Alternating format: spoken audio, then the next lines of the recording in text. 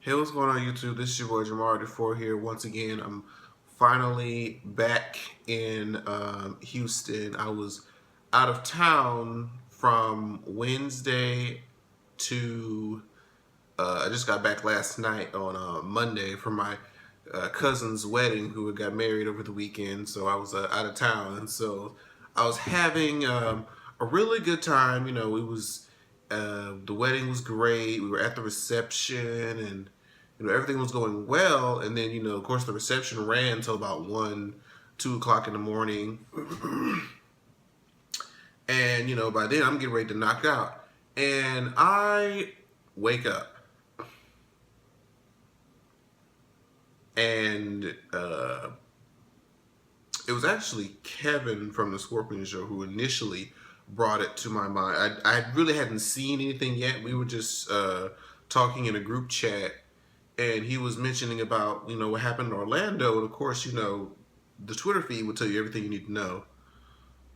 I saw that there was a massive shooting in Orlando at a gay club called Pulse at around between 2 and 2:30 a.m. Sunday morning or late Saturday night, however you look at it.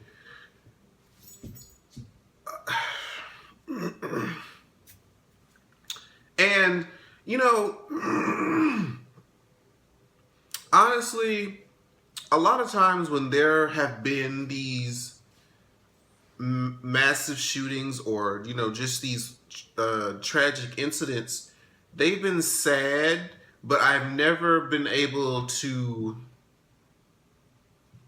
I don't want to say never been able to, but this one in particular was heavier on my heart than the other tragedies, mainly for the fact of these people were going out to a gay club to have a good time. They probably had a long week, or they just wanted to be able to go and be amongst people that are like them and just have a good time. And yet, for some reason, someone saw fit to be the judge, jury, and executioner and take his own self-hatred, bigotry, ignorance, whatever you want to call it, out on these innocent human beings. Now, it was so, because that morning I really did have to hold back the tears, because and what really broke it was not only was that this was a gay club that it could have very easily have been me. Honestly, it's just going out to the gay club, which most of us in our early 20s or just in our age range usually do on weekends, having a good time, when somebody can just walk in and open fire on our asses. And I'm just like, it just hit like that could have easily been me. And I had to text Wes from A Connection TV, because I know he lives in Orlando and I know he likes to frequent the gay clubs as well. So I was like, I know, I am not. Like, my heart sank, because I was like, let me make sure that Wes is okay. And I texted him. I saw his social media. He was responding. People said, I'm okay, I'm fine. But what's so scary was that he said that he had went to Pulse, I believe, the week before. It was either the week before or they said the day before, one of the two. And he said it was just so weird, and it freaked him out that could have been him. He could have just decided to go out that night, and he probably wouldn't be here today. So and then, as the story developed, we found out that 50 people were shot and killed, and 3 of them were injured. And there was a conversation that had came out where the guy was trapped in the bathroom, and his initial thought, I guess he came to terms with the fact that this man is going to kill me. And he had texted his mom and said, Mama, I love you. I'm trapped in the bathroom in the club downtown. And she's like, which club? Where are you? She was telling him that, it's Club Pulse. Um, I'm trapped in the bathroom. Come call them. Or he was saying something about calling them. I'm not sure. He said she was trying to say, "Where are you? What do you know? Like, can you get out or something?" And he said, he's coming. I'm gonna die. And I'm just trying to put myself in the mindset of a parent. Literally 2:00 in the morning, middle of the night, having this text conversation with their child saying, I'm about to die, I'm about to be murdered, I can't, I don't even want to fathom. That was almost to the point where I just had to stop looking at the coverage because I'm like, I can't bear that. It was already enough that the circumstances could have very easily have been one that I myself could have fallen into. And it just breaks my heart that there are people who still don't see us as human beings, who don't see us as people who just want to live their lives like everybody else gets to live their life. And what makes it, and it's crazy because as I'm watching this news story unfold and we're watching the discussions about it, I had to ask the question on my Twitter, like, after you've seen these people get killed in cold blood, after you've seen this, do you honestly still believe that being gay or homosexuality overall is still a choice? Are you able to watch these events occur and still believe that being gay is a choice? No right-minded human being, if they could choose a way of life, they would choose the one that is widely accepted, where they can be whomever they want to be and not have to be worried about being endangered of being shot in a place where it's supposed to be safe. Okay, we have to create our own communities amongst ourselves just to have the same way of life that the mainstream people have, and yet now they still feel the need to come in our space, because it's not like we were coming into their type of establishment. We were in our own shit, and yet they still felt the need to come and disrupt our whole thing and just do whatever it is that they felt was right.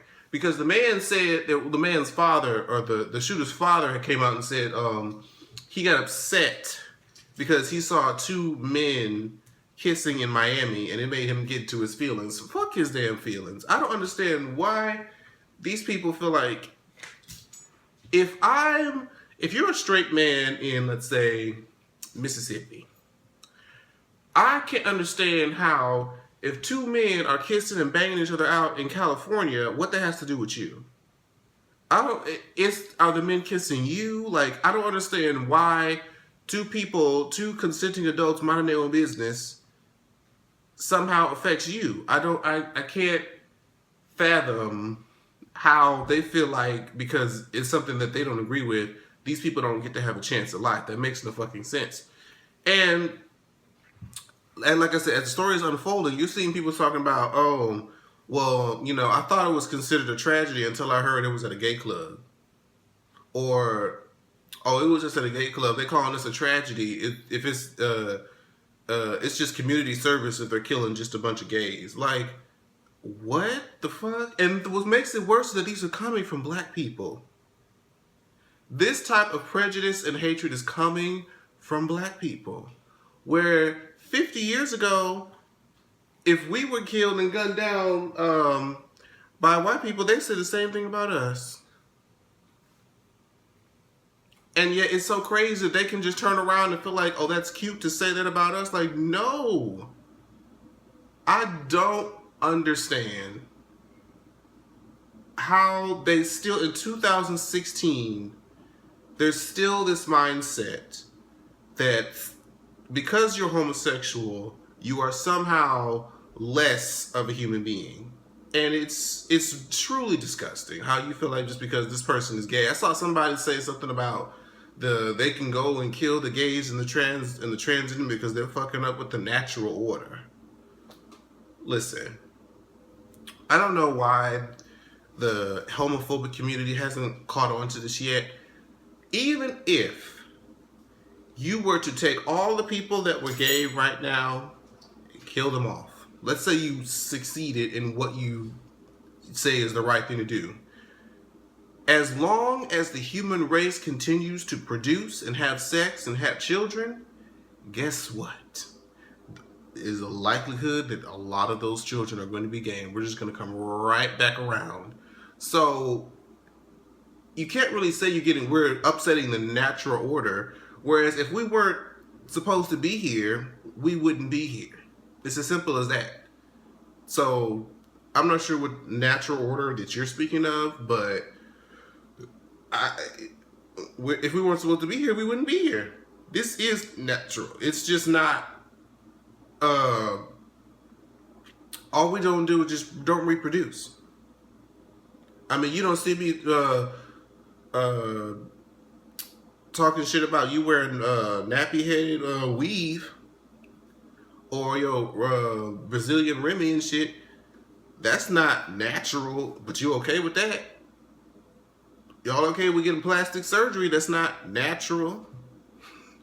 Y'all okay with getting epidurals? But that's not natural. So, you know, if you're gonna say it about one, you gotta say it about everybody else. And what's crazy is that because just today, and I'm glad I waited. I didn't get to do this video until today because, you know, there's more developments about this story. It turns out that, okay, we're not sure about this. We're not sure if this is true or not because I'm not sure if this makes sense. They're trying to say that the guy could have possibly have just been gay and have been, or in the closet, and has just been taking his DL or discreet rage out on the gay club that particular night. Because somebody said that he used to frequent there like over the past 3 years or so. And they don't know if he was trying to hook up with somebody and it didn't work out, or he was about to be outed to his family. Who knows? I don't know if I necessarily agree with that, just because somebody else that made a point like, well, he could have been going there just to kind of map out the place, kind of see how everything is structured, to see where people go. Like, if he wanted to come and do this, like, where would the majority of people be at? How was the layout mapped out? Like, he could have easily been doing it for that reason, just been doing it premeditated. And the other part that's so crazy is the wife. This woman is trying to pretend like she's being so, you know, cooperative with, you know, her information.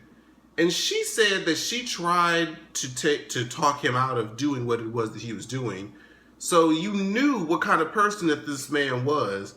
And what's the killer part is, she is the one that drove him to the location. Allegedly. From what I read, she said she drove him to the location to where he can do the shooting. But at the same time, tried to talk him out of it. How the fuck are you trying to talk somebody out of doing something while you're taking them to the place to do it? How?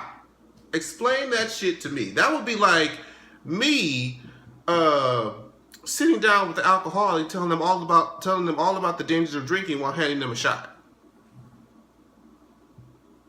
That makes no fucking sense.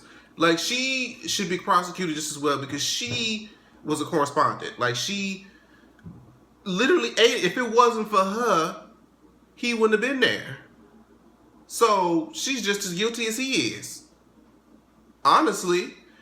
And, you know, a lot of people had issues about not every celebrity or certain celebrities hadn't spoke up about it via social media yet.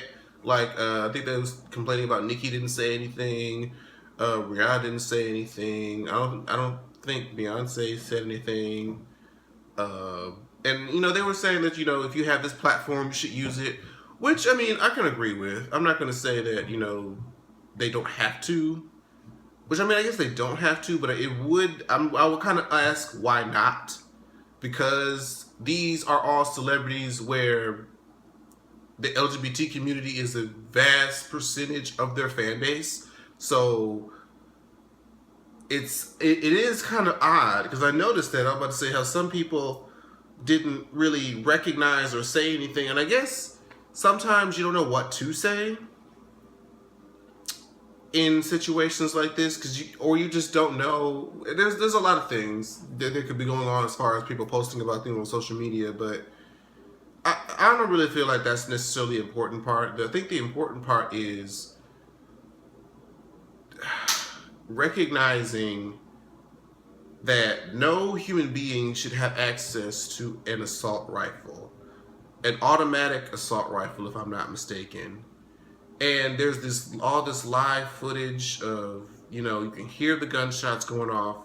There's these tapes of these survivors telling them what happened and the whole scenery and how people were just falling behind them, literally next to them. They were falling out, being shot. Like, they were so scared, like that could have just been me if I was just inches to the left. Like, these people are traumatized. And then if you look, I'm going to post a picture of all the victims.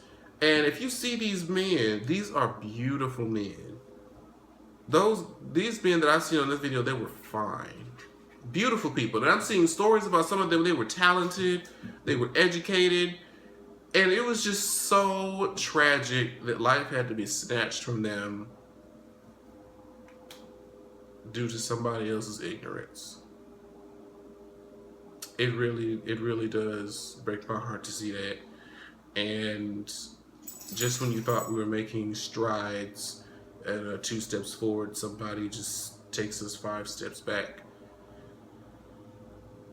So, and I hadn't watched about the other bloggers' videos about it, just because I didn't want to be too heavy-hearted before getting on camera and talking about it myself. I'll probably watch them now, but I just wanted to come and talk about that. I'm sincerely praying for all the victims, especially, that mother who had to view the conversation. Like, I wouldn't be the same after that. I would not be right if I were her. I wouldn't be right. And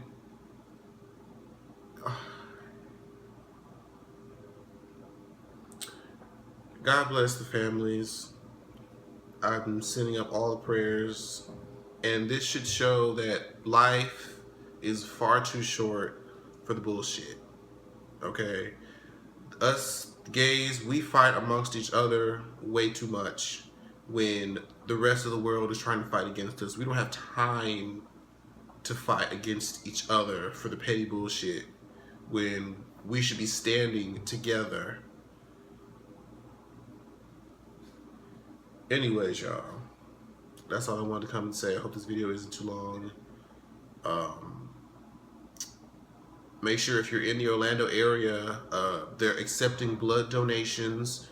I heard about 600 people lined up immediately following when it was announced, so that's awesome. That does show that there are some people with compassion out there. So it's not completely worthless. The world isn't completely worthless. However, there's still a lot of evil left in it. But it's good to see that there are some people who, do have a heart and do